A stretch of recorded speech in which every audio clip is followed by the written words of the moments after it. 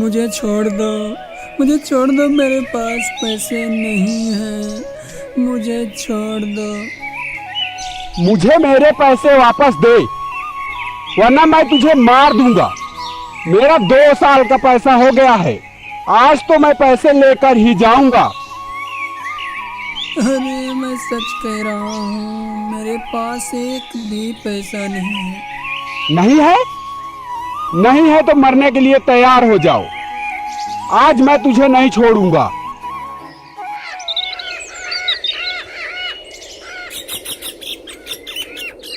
एक गांव में भोला नाम का एक किसान अपनी पत्नी सुनीता और बेटी गुड़िया के साथ रहा करता था।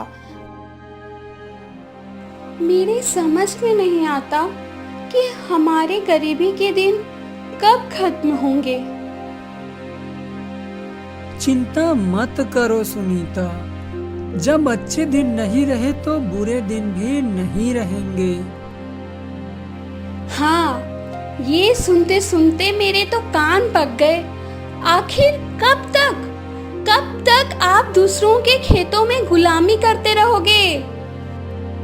सुनीता, इसके पास मेरे अलावा कोई चारा भी तो नहीं है। अरे, अब आपके पास अपनी जमीन है तो फिर आप उस पर खेती क्यों नहीं कर सकते? तुम्हें तो पता ही है सुनीता कि जमींदार चौधरी ने जमीन पर कब्जा कर रखा है और मेरे पास इतने पैसे नहीं हैं कि मैं उसे छुड़ा सकूं। तो जाकर आप उनसे बात क्यों नहीं करते? उनसे कहिए कि वह आपकी जमीन वापस कर दे। आप उस जमीन पर खेती करेंगे और फसल बिकने पर आप उनके पैसे लौटा देंगे।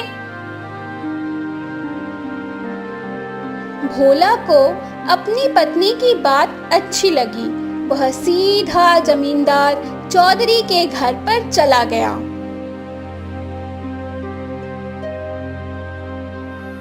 क्या बात है भोला, क्या मेरे पैसे का इंतजाम हो गया है जो तुम मेरे घर पर आ गए हो? चौधरी साहब, पैसे का तो कोई इंतजाम नहीं हुआ। और होगा भी क्यों? दूसरों के खेतों में काम करके तुम आखिर कितना कमा लेते होगे? मेरे ख्याल से तुम्हारे घर का खर्चा भी बड़ी मुश्किल से चल पाता होगा। चौधरी साहब, जब आप सब कुछ जानते ही हो तो फिर आप मेरी मदद क्यों नहीं करते? तुम्हारी ही मदद की थी ना मैंने, तुम्हें पैसे देकर। उसका तुमने ब्याज चुकाना तो बहुत दूर की बात है, तुम तो मूल धन तक भी नहीं दे पाए। चौधरी साहब, आप मुझे मेरी जमीन वापस कर दीजिए। मैं अपनी जमीन पर खेती करूंगा और जो भी फसल होगी उसे बेचकर आपकी पाई पाई चुका दूंगा। तुम्हें मैं मूर्ख दिखता हूँ?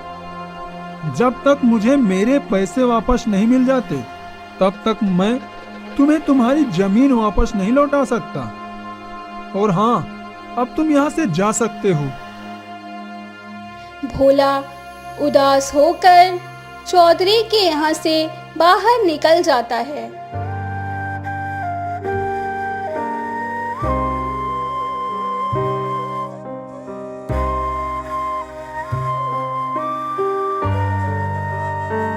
अरे भोला, तुम्हारे चेहरे पर उदासी कैसी? और आज तुम मेरे खेत पर काम करने भी नहीं आए? सब कुछ सही तो है ना? अब आपको क्या बताऊं मुखिया जी, चौधरी जी के पास गया था अपनी जमीन वापस मांगने, लेकिन उन्होंने टका सा जवाब देकर मुझे वापस लौटा दिया। ओ, तो क्या तुमने अपने पैसे लौटा दिए? नहीं मुखिया जी, मैं उनको यही बताने के लिए गया था कि अगर वह मेरी जमीन मुझे वापस कर देते हैं तो मैं उस जमीन में फसल उगाकर उसे बेचकर उनके सारे पैसे वापस लौटा दूंगा। भोला, तुम तो जानते ही हो कि जब तक जमींदार चौधरी को तुम उसके पैसे नहीं दोगे तब तक वह तुम्हारी जमीन नहीं लौटाएगा। आप ठीक कहते हैं मुखिया जी, लेकिन मेरे समझ में नहीं आता कि आखिर मैं इतने पैसों का इंतजाम कहाँ से करूँगा। तुम चिंता मत करो भोला, ईश्वर पर भरोसा रखो, सब कुछ सही हो जाएगा। भोला वहां से सीधा घर चला गया।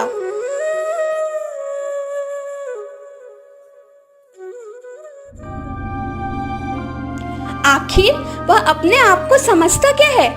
तुम्हें अब मुखिया के खेतों में भी अब काम करने की कोई जरूरत नहीं। सुनीता, मेरी समझ में ये नहीं आ रहा कि आखिर तुम चाहते क्या हो। सिर्फ मुखिया जी ही हैं जो मुझे अपने खेत पर काम देते हैं, समझे तुम? इसके बदले तुम्हें मुखिया देता भी क्या है, ये कभी सोचा है तुमने? तुम आज से जंगल में लकड़ियां काटने जाओगे और वो लकड़ी बाजार में बेचोगे और मैं कुछ नहीं जानती। इतना बोलकर सुनीता ने एक बड़ी कुल्हाड़ी लाकर भोला को पकड़ा दी। दूसरों की गुलामी करने से तो यही बेहतर है। भोला भी कुल्हाड़ी लेकर सीधा जंगल की ओर चला गया।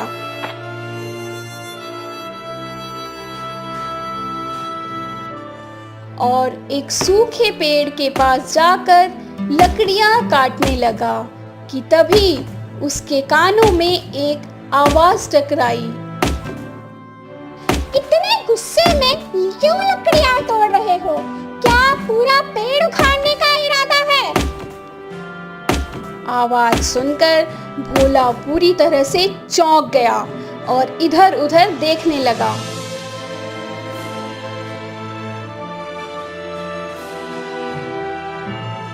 तभी उसके कानों में फिर से आवाज टकराई। अरे, इधर-उधर क्या देख रहे हो?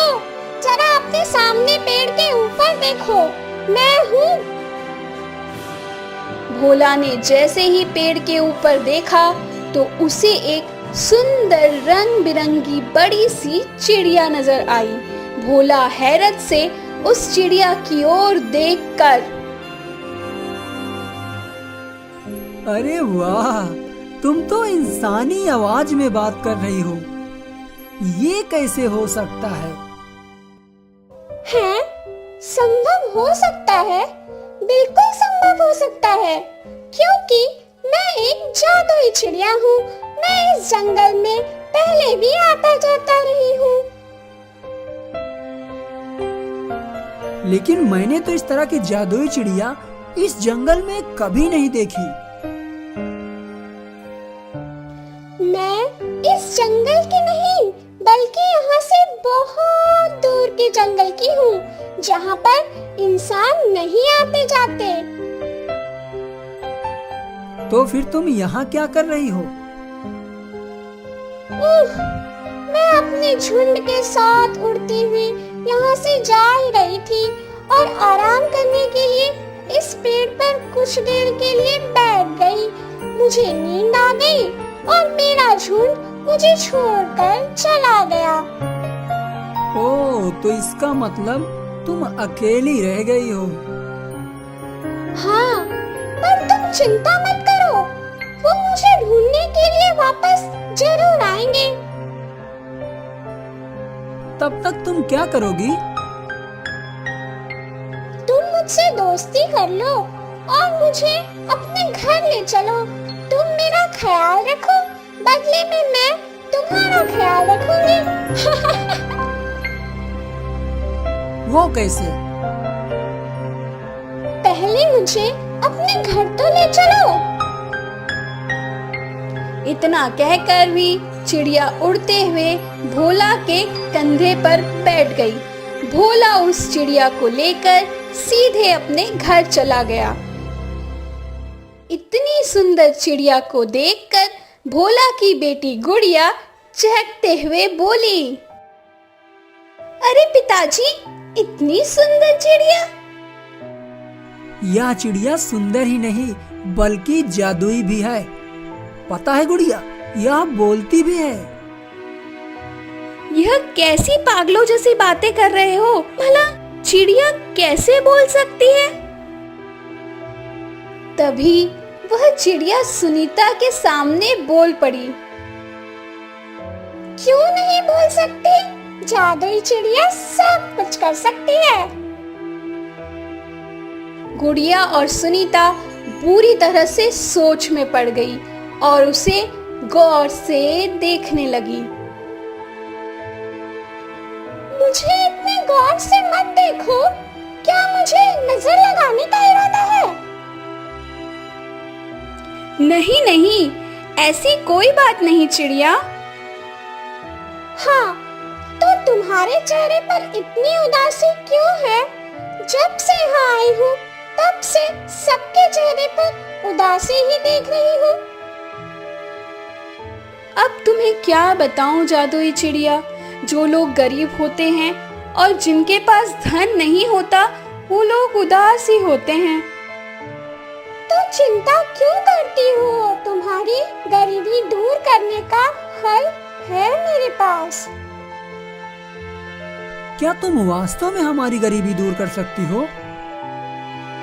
तुमसे कहा तो है, मैं एक जादुई चिड़िया हूँ। आखिर तुम हमारी मदद कैसे करोगी? मैं तुम्हें उस जगह का पता बता सकती हूँ जहाँ पर बहुत ढेर सारा धन गड़ा हुआ है। तो फिर देर किस बात की है? जादुई चिड़िया, मुझे जल्दी से बता दो। तुम्हारे खेत में जो बहुत पुराना पीपल का पेड़ है, उस पेड़ के नीचे पुराने जमाने का प्राचीन खजाना गड़ा है। तुम रात के समय वहां जाकर उसे खोद कर निकाल लेना। फिर भोला ने अगले ही रात अपने खेत की जमीन से सारा धन खोद कर निकाल लाया। इतना ढेर सारा धन देखकर सुनीता की आंखों में एक अजीब सी चमक आ गई। बाप रे, इतना सारा धन तो मैंने तो अपने जीवन में कभी नहीं देखा।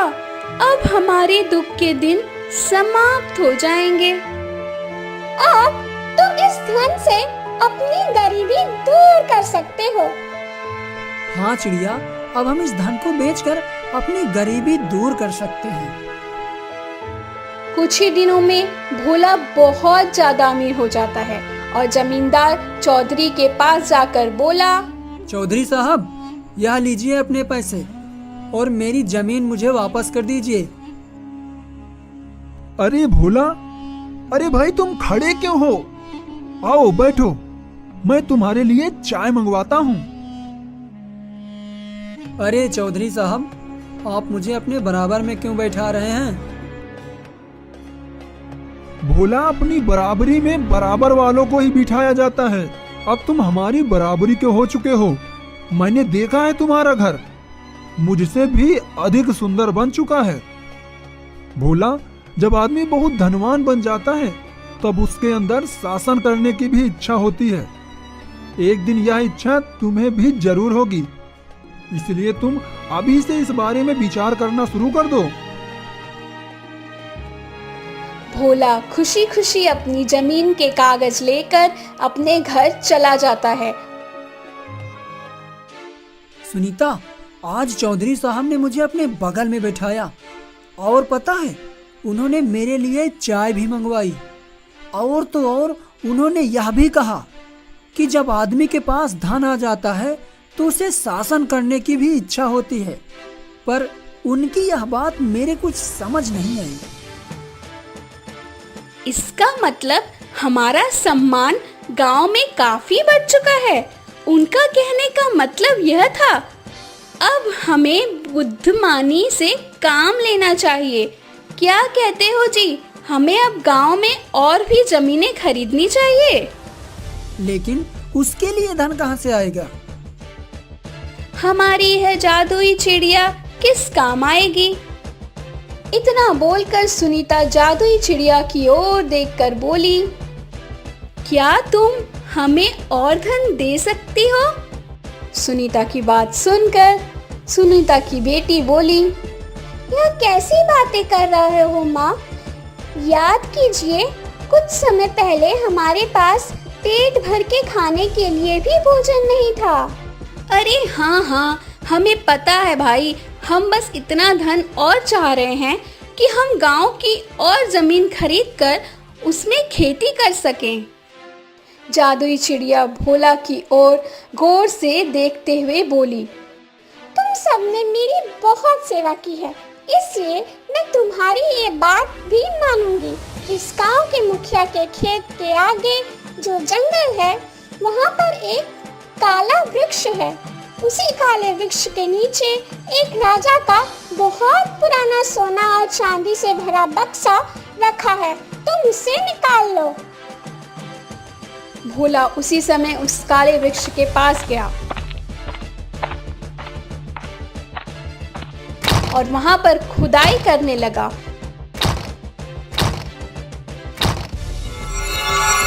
थोड़ी देर बाद बक्सा निकालकर घर ले आया। यह तो बहुत सारा सोना और चांदी है, इसे बेचकर तो हम पूरा गांव खरीद सकते हैं। हाँ सुनीता, अब हम ऐसा ही करेंगे। एक दिन भोला मुखिया के पास जाकर बोला, मैं तुम्हारी जो जमीन है उसे खरीदना चाहता हूँ मुखिया। भोला, मैं जानता हूँ तुम बहुत धनवान हो चुके हो, लेकिन यह जमीन मेरे पूर्वजों की है। भाई, मैं इस जमीन को नहीं बेच सकता। मैं तुम्हारी जमीन की मुंह मांगी कीमत दे सकता हूँ। लेकिन भाई, मैं उस जमीन को नहीं बेचूंगा। मुखिया की बात सुनकर भोला को अब क्रोध आने लगा। तभी वहाँ पर चौधरी आ गया और भोला की ओर देखकर बोला, जब सीधी उंगली से घी न निकले तो उंगली टेढ़ी भी करनी चाहिए। मैं आपकी बात का मतलब समझा नहीं। भोला, मेरे बगल में खड़े हुए मेरे साथी बलवान को देख रहे हो? तुम्हें भी अब ऐसे लंबे चौड़े जवानों की फौज इकट्ठा कर लेनी चाहिए, तुम्हारे काम आएगी। मैं आपकी बात का मतलब समझ गया चौधरी साहब। ए मुखिया, कल तू अपनी जमीन के कागज तैयार रखना। अगर तूने सीधी तरह से अपनी जमीन नहीं दी मुझे, तो फिर मत भूलो कि अब चौधरी मेरा दोस्त है। मैं तुम्हारी जमीन छीन भी सकता हूँ,